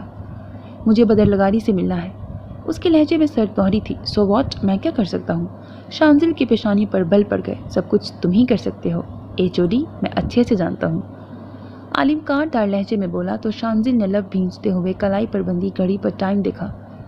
میرے پاس وقت نہیں ہے، ہٹو میرے سامنے سے، اسے باقاعدہ سائڈ پہ دھکیل کر کہتا وہ آگے بڑھا تو عالم نے تیش میں آتے ہوئے پشت سے اس کا کالر پکڑ کے اسے پیچھے کھینچا۔ اس صورتحال پر کچھ طلبہ ان دونوں کی طرف متوجہ ہو گئے تھے، جبکہ عالم کی اس حرکت پر غصے میں آتے ہوئے شانزل اس طرف گھوما اور ہاتھ کا مکہ بنا کر اس کے منہ کا نشانہ لیا تھا۔ بدر کا سہ لیتا ہوں، اس کا مطلب یہ ہرگز نہیں ہے کہ تمہارا ہاتھ بھی برداشت کروں گا شانزل ربانی۔ اپنے چہرے تک جانے سے پہلے ہی اس کی مٹھی ہتھیلی میں دبوچتا وہ گرایا تھا۔ بہتر ہے کہ پھر اپنی حد میں رہو۔ اپنے اسے پیچھے دھکا دیتے شانزل بھی غصے سے بولا تو عالم نے ٹراؤزر کی پاکٹس میں ہاتھ پھنسا لیے جن میں شانزل کا منہ توڑ دینے کی شدید خواہش ابھر رہی تھی۔ میں اپنی حدود اچھے سے جانتا ہوں، لیکن تم یقیناً بالکل نہیں جانتے۔ میں دوبارہ کہہ رہا ہوں کہ مجھے بدر لگاری سے ملنا ہے۔ اسے میرا میسج دے دینا کہ اس ویکینڈ مجھ سے باکسنگ کلب میں ملے، ورنہ میں اس کے آفس کی عمارت زمین بوس کر دوں گا جہاں وہ آج موجود نہیں تھا۔ قدرے جھک کر اس کی آنکھوں میں جھانک کر کہتا وہ حد سے زیادہ سنجیدہ تھا۔ شانزل نے اسے ایک سخت گھوری سے نوازا، پھر اپنی شرٹ کا کالر درست کرتا وہاں سے نکلتا چلا گیا۔ اسے بدر کی فکر ہو رہی تھی۔ شاید وہ اس کے اس قدر جذباتی جملوں پر حیران ہوتا اگر اس نے بدر کے لبوں سے گزشتہ شام وہ الفاظ نہ سنے ہوتے۔ باپ بہت امپورٹنٹ ہوتا ہے شانزل، بہت بہت زیادہ امپورٹنٹ۔ گاڑی سنبھال کر اس نے زرد سے یونیورسٹی کی حدود سے باہر نکالی تھی۔ اسے جلد از جلد بدر کے پاس پہنچنا تھا۔ میں تم سے کچھ پوچھنا چاہتی ہوں، شہیر کے سامنے سے فائلز ہٹاتی وہ سنجیدگی سے بولی تو اس نے سر اٹھا کے بہن کی طرف دیکھا۔ بدر لگاری سے ملاقات کے بعد اگلے کئی روز وہ اپنے کمرے میں بند رہی تھی، لیکن آج باہر آتے ہی وہ اس کے مقابل آئی تھی۔ کیا پوچھنا چاہتی ہیں آپ؟ شہیر نے نرمی سے پوچھا۔ سر شانزل نے اس دن تم سے کیا بات کی تھی؟ بازو لپیٹتی وہ پوچھ رہی تھی۔ آپ اس معاملے میں مت پڑیں، میں نے جو بتانا تھا تایا سائیں کو بتا چکا ہوں، شہیر نے بے لچک انداز میں کہا تو علیشا نے اسے گھورا۔ تمہیں پتہ ہے نا کہ میں ٹلنے والوں میں سے نہیں ہوں، وہ ایک ایک لفظ پہ زور دے کے بولی تو وہ مبہم سا مسکرایا۔ میں بھی اگلنے والوں میں سے نہیں ہوں، شہید نے ایک ابرو اچکا کر کہا تو علیشا ذرا سا جھکی۔ پھر تو تم نے تایا سائیں کے سامنے بھی جو کچھ اگلا ہے وہ سچ نہیں ہوگا؟ علیشا طنزیہ مسکرائی۔ اس کے سوال پر شہید کے لبوں کی مسکراہٹ سمٹی تھی۔ اس نے بے ساختہ گردن گھما کر اطراف میں دیکھا۔ لاؤنج خالی پڑا تھا۔ وہ ایک جھٹکے سے صوفے سے کھڑا ہوا تھا۔ آئیں آپ کو شاپنگ کروا لاؤں، 2 رنگ کے سوٹ میں آپ کسی ملازمہ سے کم نہیں لگ رہی۔ اسے کلائی سے تھام کر اپنے ساتھ گھسیٹتا وہ بے تاثر لہجے میں بولا تو علیشا نے مشکوک نظروں سے اسے گھورا۔ کیا بدر قاتل نہیں ہے؟ علیشا نے بہت آہستگی سے پوچھا۔ شہید کے قدموں کی رفتار تیز ہو گئی۔ میں نے کہا نا آپ اس معاملے سے دور رہیں، اس بار وہ سخت لہجے میں بولا۔ ٹھیک ہے، پھر تم بھی مجھ سے دور رہو۔ اپنی کلائی اس کی گرفت سے چھڑواتی وہ چٹک گئی۔ آپا، یہ کیسا رویہ ہے؟ اس کی طرف دیکھتا وہ تنبیہی انداز میں بولا۔ تبھی مرکزی پھاٹک کھلا تھا اور عبدالعزیز چوہان کی گاڑی اندر داخل ہوئی تھی۔ یہ وہی رویہ ہے جو تم ڈیزرو کرتے ہو، شہادت کی انگلی اٹھاتی وہ تنک کے بولی۔ جھوٹے ہو تم، سچ چھپایا تم نے مجھ سے، زبردستی دوائیاں کھلاتے رہے لیکن حقیقت نہیں بتائی۔ وہ خفگی بھرے انداز میں گرائی۔ آپ پلیز چپ ہو جائیں، تایا سائیں سن لیں گے۔ شہید مدھم آواز میں بولا۔ میری جوتی بھی نہیں دیتی ان سے۔ آج تم دونوں مجھے جواب دو کہ اور کیا کیا چھپایا ہے تم نے مجھ سے؟ اور یہ جو بدر پر قتل کا الزام لگایا ہے یہ بھی سچ ہے یا؟ ناک کے نتنے بلاتی وہ غصے سے بولتی چلی گئی۔ خدارا خاموش رہیں ورنہ بے موت ماری جائیں گی۔ اس کی کلائی تھامتا وہ سخت مگر مدھم آواز میں بولا تو اس کے الفاظ کا مطلب سمجھتی وہ لمحہ بھر کو خاموش رہ گئی۔ پھر حیرت سے پھیلتی آنکھوں سے اس کا چہرہ دیکھنے لگی جو عبدالعزیز چوہان اور سبحانی کو اس طرف آتے دیکھ خود کو کمپوز کر چکا تھا۔ تم جانتے بھی ہو کہ تم کیا کہہ رہے ہو؟ پوچھتے ہوئے اسے اپنی آواز میں دکھ بھری نمی گھلتی محسوس ہوئی تھی۔ مسئلہ ہی تو یہی ہے کہ میں جانتا نہیں ہوں کہ حقیقت کیا ہے۔ پہلے مجھے حقیقت تک پہنچ لینے دیں پھر آپ کو بھی بتا دوں گا۔ لیکن جلدی سے کہتے کہتے وہ رکا۔ اس کا مطلب یہ ہرگز نہیں ہے کہ بدر لگاری بے گناہ ہے۔ سچ تک پہنچنے سے پہلے میں اسے بے گناہ ہرگز نہیں سمجھوں گا۔ اگر وہ قاتل نہیں بھی ہے تب بھی اس قتل میں کہیں نہ کہیں اس کا ہاتھ ضرور ہے آپا۔ شہید نے بہت سنجیدگی سے کہا تو اپنے آنسو پینے کی کوشش کرتی وہ سر اسپات میں ہلا گئی۔ خیریت ہے برخوردار، کہاں کی تیاری ہے؟ ان دونوں کے قریب آ کر رکتے وہ انہیں کھوجتی نظروں سے دیکھتے ہوئے بولے۔ سبحانی نے بھی اپنے قدم روک لیے۔ وہ پچھلے چند دن سے وہیں مقیم تھا اور فی الوقت وہ دونوں کورٹ سے واپس آ رہے تھے۔ کچھ خاص نہیں، بس یہ آپا کہہ رہی تھی کہ عالم بھائی سے ملنا چاہتی ہیں تو ان کو وہیں لے جا رہا تھا۔ شہید نے صفائی سے جھوٹ بولا تو علیشا نے ایک بار پھر اسے دیکھا۔ ضرورت نہیں ہے، اسے کال کرو، وہ خود یہیں آ جائے گا، سختی سے کہتے وہ ان کے پاس سے گزر گئے۔ اسے بہت تیز فیور ہے، وہ نہیں آئے گا، علیشا نے جلدی سے کہا۔ ابھی کچھ دیر قبل ہی اس کی عالم سے کال پہ بات ہوئی تھی، تبھی اسے پتہ چلا تھا کہ اسے معمولی سا بخار ہے، سو شہید کے جھوٹ کی بھرپور تائید کرتی وہ مبالغہ آمیز انداز میں بول پڑی تھی۔ عبدالعزیز چوہان صاحب کو رکنا پڑا۔ وہ پلٹے اور جانچتی نظروں سے علیشا کو دیکھا جس کے چہرے پر تفکر تھا۔ ٹھیک ہے لیکن شہید نہیں جائے گا، مجھے شہید سے ایک کام ہے، تم سبحانی کے ساتھ چلی جاؤ۔ وہ بے تاثر لہجے میں بولے تو اس نے فوراً سر اسپات میں ہلایا، لیکن ان کے پلٹتے ہی اس کا منہ اتر گیا۔ وہ شہید سے مزید بات کرنا چاہتی تھی لیکن اب ان کے حکم کے سامنے کیا کرتی۔ شہید نے اسے آنکھ کے اشارے سے سبحانی کے ساتھ جانے کا کہا اور خود اندرونی عمارت کی طرف پلٹ گیا۔ کوئی سنجیدہ مسئلہ تو نہیں؟ تیز تیز قدم اٹھا کر ان کے برابر ہوتا وہ لہجے میں فکر مندی سمو کر بولا۔ ہائی کورٹ کی طرف سے اگلے 16 دن بعد کی تاریخ ملی ہے علیشا کو، کیونکہ وہ کم بخت رہا ہو چکا ہے۔ اب یہ کیس وہ خود لڑے گا۔ انہوں نے اپنی طرف سے اس کے سر پہ بوم پھوڑا تھا۔ مائی گاڈ، لیکن کیسے؟ اس نے کورٹ میں سب کے سامنے جج کو رشوت دینے کا اعتراف کیا تھا۔ وہ بھرپور حیران ہوا تھا۔ بڑا شاطر ہے وہ منحوس، اور اس سے زیادہ مکار اس کا باپ ہے۔ دونوں کے ہاتھ ہی لمبے ہیں، اب جانے باپ بیٹے میں سے کس نے ہاتھ مارا ہے، لیکن وہ ہر الزام سے بری الذمہ ہو چکا ہے، جبکہ ریحان یزدانی کو جرمانے کے ساتھ ساتھ جیل بھی ہو چکی ہے۔ منہ میں لوہے کے چنے چباتے وہ اس پل شدید مشتعل نظر آ رہے تھے۔ تو اب ہم کیا کریں گے تایا سرکار؟ اگر وہ یہ کیس لڑا تو آپ ہی بتاتے ہیں کہ وہ کبھی کوئی کیس نہیں ہارا، شہید نے کچھ سوچتے ہوئے کہا۔ جو کبھی نہیں ہوا وہ اس بار ضرور ہوگا۔ وہ بری طرح تل ملا کے گرائے تھے۔ پہلی بار تو وہ کچھ بھی ذلیل نہیں ہوا تھا جو اس بار ہوگا۔ ہاتھ کی مٹھیاں بھینچتے وہ کسی زخمی ناک کی مانند پھنکار رہے تھے، جبکہ دوسری طرف لان میں کھڑی وہ گہرا سانس لیتی ایڑھی کے بل سبحانی کی طرف گھومی تھی۔ یہ بھائی کو بخار کب ہوا؟ میں صبح ہی ان سے ملا ہوں، تب تو ٹھیک تھے وہ، سبحانی نے سنجیدگی سے پوچھا تو علیشا نے ہولے سے کندھے اچکائے۔ خیر مجھے تم پہلے شاپنگ کے لیے لے چلو، کچھ کپڑے خریدنے ہیں۔ یہاں میرے پاس سب جینز شرٹس ہیں، جبکہ میں شلوار قمیض پہننا چاہتی ہوں۔ اس کے کندھے پہ ہاتھ رکھتی وہ قدرے اچک کر بولی تو سبحانی نے آنکھیں چھوٹی کر کے اسے گھورا۔ اور ماموں سائیں کو آپ نے کیا کہا ہے؟ وہ اس کے جھوٹ کی بابت کہہ رہا تھا۔ ہاں تو یار شاپنگ کے بعد چلیں گے نا عالم کی طرف، اب چلو تم، اسے بازو سے تھام کر اپنے ساتھ گھسیٹتی وہ لاپرواہی سے بولی تو کندھے اچکاتا وہ اس کے ساتھ چل دیا۔ بظاہر لاپرواہ نظر آتی وہ مسلسل شہیر کے لفظوں کی گونج اپنی سماعتوں میں محسوس کر رہی تھی۔ تم ابھی واپس سکھر نہیں آؤ گے منصب شاہ، یقیناً زیادی تاک لگائے بیٹھا ہوگا، میں نہیں چاہتا کہ تم اس کا شکار بن جاؤ۔ فون کان سے لگائے کھڑے وہ فکر مند سے ہوئے تھے۔ وہ خود اس وقت یونیورسٹی آف ایجوکیشن میں منعقد سالانہ نیشنل کانفرنس میں شرکت کی غرض سے کراچی آئے ہوئے تھے۔ فرصت ملتے ہی انہوں نے سپوت کو کال ملا لی تھی۔ میرا واپس جانا ضروری ہے بابا۔ وہ کہہ نہ سکا کہ مہرمہ اس کی منتظر ہے۔ تمہاری جان سے زیادہ کچھ ضروری نہیں ہے منصب، تم کراچی آ جاؤ، ہم رات تک اکٹھے ہی واپس چلیں گے۔ انہوں نے اس کا جواز رد کر دیا۔ بابا پلیز کچھ نہیں ہوگا، میرے ساتھ گارڈز ہیں۔ منصب کی سنجیدہ سی آواز فون کے اسپیکر سے ابھری تو وہ لب بھینچتے دور تک پھیلے کھیتوں کے سبز میدان کو دیکھنے لگے۔ تم میری بات نہیں سنتے، کیوں پریشان کرتے ہو؟ وہ عاجز سے ہو گئے۔ ان کے کچھ نرم کچھ سخت لہجے پر وہ دوسری جانب شرمندہ سا ہو گیا۔ آپ کی بہو میری منتظر ہے بابا سرکار، اگر میں اثر تک وہاں نہ پہنچا تو اسے تکلیف ہوگی۔ میں نے اس سے وعدہ کیا ہے کہ میں ولی چاچو کی قبر پر روزانہ جاؤں گا، اگر میں نہ گیا تو وعدہ ٹوٹ جائے گا۔ اس نے نرم لہجے میں انہیں اپنا مسئلہ بتایا تو جواب سن کر وہ لمحہ بھر کو خاموش ہو گئے۔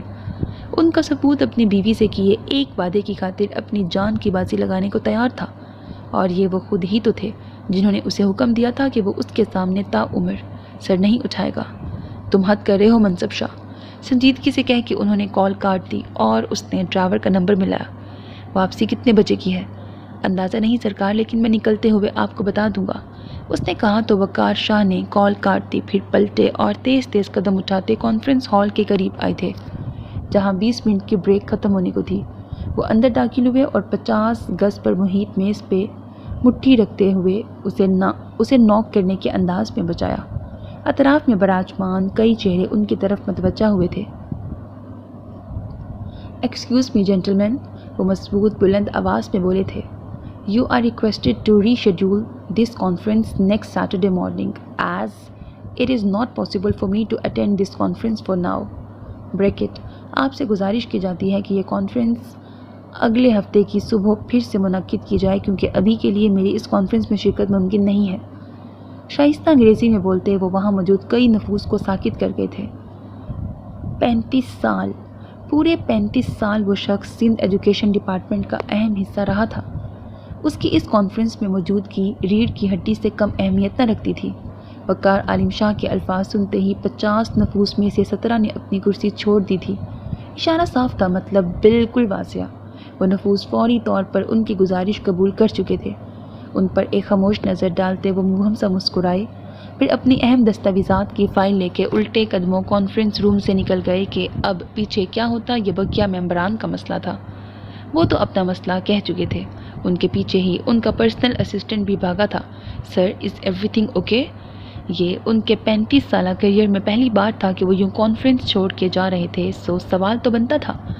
یہ ڈاکیومنٹ سنبھال لیں نواز صاحب، اگلے ہفتے ملیں گے انشاءاللہ، سنجیدگی سے کہہ کے وہ وہاں سے نکلتے چلے گئے۔ سفید روش تک آتے ہی ان کی سفید پجارو ان کے سامنے رکی تھی۔ ڈرائیور نے دروازہ کھولا تو اپنا موبائل ہاتھ کی انگلیوں میں گھماتے وہ اس میں بیٹھ گئے۔ سکھر جانا ہے، جلدی کرو، وہ مضبوط لہجے میں بولے تھے۔ اگر منصب نے ان سے کہا تھا کہ وہ واپس جائے گا تو یقیناً وہ بہت جلد سکھر کے لیے نکلنے والا تھا۔ یونیورسٹی کی حدود چھوڑتے ہی ان کے گارڈز کی گاڑیاں بھی ان کی پجاروں کی تقلید میں سڑک پہ فراٹے بھرنے لگیں۔ کچھ سفر طے ہوا تو انہوں نے نوشہروں میں موجود اپنے خاص آدمیوں میں سے ایک کو کال ملائی تھی۔ نوشہروں کی سڑکوں کو محفوظ بناؤ محی الدین، منصب عالم شاہ کی جان کو خطرہ ہے، وہ سرد لہجے میں بولے تھے۔ ذہین آنکھوں میں اس پل جوان بیٹے کے لیے فکر مندی تھی۔ آپ فکر نہ کریں سرکار، نوشہروں کی حدود میں کوئی شاہ سرکار کی گرد کو بھی نہیں چھو سکے گا انشاءاللہ۔ مقابل کی پریقین آواز فون کے اسپیکر سے ابھری تھی۔ اور نوشہروں سے باہر؟ یہ سوال پریشان کن تھا۔ انہیں جلد از جلد منصب عالم شاہ تک پہنچنا تھا۔ دوپہر ڈھل رہی تھی، ایسے میں اس کی لمبی گاڑی سیاہ تار کول پر فراٹے بھر رہی تھی۔ نوشہروں کی حدود قریب ہی تھی۔ ڈرائیور گاڑی ڈرائیو کر رہا تھا جبکہ وہ خود پچھلی نشستوں میں سے ایک پر آنکھیں موندے بیٹھا تھا۔ ایک تھکا دینے والے دن کی ڈھل جانے سے پہلے نوشہروں کی طرف واپسی اس کے لیے سکون کا باعث تھی۔ آسمان کا رنگ مدھم دھوپ کی کرنوں میں نارنجی ہو رہا تھا۔ قتل کی بابت تمام ثبوت اکٹھے کر کے وہ اب واپسی کی طرف گامزن تھا۔ گواہوں کو وہ پہلے ہی محفوظ مقام پر منتقل کر چکا تھا۔ ہفتے کی یہ شام یقیناً تھکن امیز تھی لیکن اس کا ذہن پرسکون تھا کیونکہ کل کے بعد پیر کے دن کا سورج چڑھتے ہی مجلس منعقد کی گئی تھی جس میں عمر زیدی کا فیصلہ ہو جانے والا تھا۔ ان چند دنوں میں مہرمہ کا موسمی بخار اتر چکا تھا۔ صبح جب وہ فجر کے بعد اسے سوتا چھوڑ کر حویلی سے نکل آیا تھا تو سورج چڑھتے ہی کئی کالز آئی تھیں جن میں سے اس نے وقار عالم شاہ کے سوا کسی کی کال ریسیو نہیں کی تھی۔ اب جو فرصت ملی تو آنکھیں کھولتے ہوئے اس نے پاس پڑا موبائل اٹھا کر آنکھوں کے سامنے کیا۔ عمیر کے چند شکوے بھرے میسیجز تھے۔ وہ شادی کر رہا تھا اور اس کی شرکت چاہتا تھا۔ منصب نے اسے جواب دیے بغیر کانٹیکٹ لسٹ نکالی تھی۔ تبھی اس کا موبائل شور مچانے لگا۔ نمبر دیکھ کر منصب کو خوشگوار حیرت ہوئی تھی۔ کال ریسیو کر کے اس نے فون کان سے لگا لیا۔ کب آؤ گے تم؟ عصر کا وقت نکل جائے گا آج، ابھی جی کی قبر پہ نہیں جانا کیا؟ بنا سلام دعا کے وہ اس کے بولنے سے پہلے ہی بول پڑی تھی۔ تھکن کے باوجود وہ اس کی پریشانی پر مسکراتا ٹیک چھوڑتا سیدھا ہو بیٹھا۔ ہاں مجھے یاد ہے، عصر کے وقت تک پہنچ جاؤں گا انشاءاللہ، منصب نے نرمی سے کہا تو دوسری جانب لمحہ بھر کو خاموشی چھا گئی۔ اچھا، اور صبح مجھ سے ملے بغیر چلے گئے تم؟ مجھے جگایا بھی نہیں، میری نماز بھی نکل گئی تھی۔ یاد آنے پر وہ پھر سے بولی، تمہیں جگا دیتا تو میرا جانا مشکل ہو جاتا نا۔ وہ غیر سنجیدگی سے بولا تو دوسری جانب مہرمہ کی آنکھیں مسکرانے لگی۔ اب آنا تو آسان ہے نا، وہ لہجے میں ابھرتا تبسم چھپا کے بولی۔ کہاں آسان ہے، اب تم سے بات ہو گئی ہے تو لگ رہا ہے کہ کال کاٹنے کے بعد راستہ نہیں کٹے گا۔ وہ دل پر یوں ہی ہاتھ رکھتا بے حد مدھم بھاری آواز میں بولا تو دوسری جانب وہ دھیرے سے ہنسی۔ ویسے اتنی لوفرانہ باتیں کہاں سے آتی ہیں تمہارے ذہن میں؟ اس کی کھنکتی آواز فون کے اسپیکر سے ابھرتی منصب کی تھکان کم کر رہی تھی۔ یہ ذہن کی نہیں دل کی باتیں ہیں، وہ پورے اعتماد سے بولا۔ عجیب، مجھے تو سمجھ نہیں آتی، وہ اسے چڑانے کو کافی سنجیدگی سے بولی تھی۔ گاڑی اب بل کھاتی اونچی نیچی کچی سڑک پر سفر کر رہی تھی۔ دل کی باتیں سمجھنے کے لیے دل لگانا پڑتا ہے ماہی، وہ فوراً بولا تھا۔ منہ دھو رکھو، میں تم سے آخری سانس تک دل نہیں لگانے والی۔ اس کے الفاظ وہی تھے ہمیشہ سے، لیکن لہجہ، انداز، آواز سب حسین تھا، سب کچھ۔ پھر منہ لگا لیا کرو، تمہاری قسم میں دن میں 3 بار منہ دھو کے رکھوں گا۔ وہ شریر ہوا، اس بار مہرمہ کی برداشت نے جواب دیا تھا۔ شرم و حیا سے اس کا دل دھڑکنے لگا تھا۔ بدتمیزی نہ کرو، اور میری قسم کیوں کھائی؟ غیر اللہ کی قسم کھانا شرک ہے، بھول گئے کیا؟ خود کو سنبھالتی وہ فوراً بولی۔ اس سے پہلے کہ وہ کوئی جواب دیتا، گاڑی کی فرنٹ سیٹ کا شیشہ ایک چھناکے کی آواز سے ٹوٹا تھا اور سنسناتی ہوئی گولی ڈرائیور کی کنپٹی کے آر پار ہوئی تھی۔ نتیجتاً اسٹیئرنگ وہیل اس کے بے دم ہوتے ہاتھوں سے پھسل گیا اور گاڑی ڈگمگا گئی۔ منصب سرد سے ہوش میں آیا تھا۔ گاڑی بری طرح بل کھا رہی تھی، جبکہ گولیوں کی بوچھاڑ سی تھی جو اس کی گاڑی پر کر دی گئی تھی۔ اس دوران موبائل اس کے ہاتھ سے چھوٹ کر گاڑی کے فرش پر جا گرا تھا۔ دوسری جانب شور سنتی وہ بیٹھے سے اٹھ کھڑی ہوئی تھی۔ منصب، یہ کیا ہو رہا ہے؟ تم ٹھیک ہو؟ اس کی چیخ نما آواز نشست کے نیچے پڑے موبائل سے ابھر رہی تھی۔ ایک جانب وہ چیخ رہی تھی اور دوسری جانب اس کے گارڈز تھے جو اس کی حفاظت کے لیے اپنی جان کی بازی لگا دینے کے در پہ ہوتے اس کی گاڑی کی طرف دوڑ رہے تھے۔ ان کا مقصد یقیناً منصب کی گاڑی کو گھیر لینا تھا۔ اس نے پشت سے ریوالور نکالتے ہوئے خود کو چھپانے کی بجائے سر باہر نکالا اور دروازے کے ٹوٹ چکے شیشے سے جوابی کارروائی کی تھی۔ اس کی طرف سے جواب کی بجائے گولیوں کی تڑ تڑ کی آواز سنتی مہرمہ کا دل اچھل کر حلق میں آ گیا۔ تم جواب کیوں نہیں دے رہے؟ کیا ہو رہا ہے وہاں؟ وہ پھر سے بولی تھی، لیکن اس بار اس کی آواز کانپ گئی۔ منصب نے اس بار گردن موڑ کر سامنے سے حملہ کرتے شخص کی طرف ریوالور کا رخ کیا تھا۔ گو اس کا نشانہ اتنا بھی اچھا نہیں تھا، لیکن سیلف ڈیفنس کے لیے ریوالور کا استعمال ان تینوں بھائیوں کو بہت پہلے ہی سکھا دیا گیا تھا۔ بائیں آنکھ دباتے ہوئے اس نے اس شخص کا نشانہ لیا جو اندھا دھند فائرنگ کر رہا تھا۔ وہاں منصب کی گولی نے اس کی گردن کو چیر دیا تھا، جبکہ یہاں ایک گولی منصب کے کندھے میں دھنستی چلی گئی تھی۔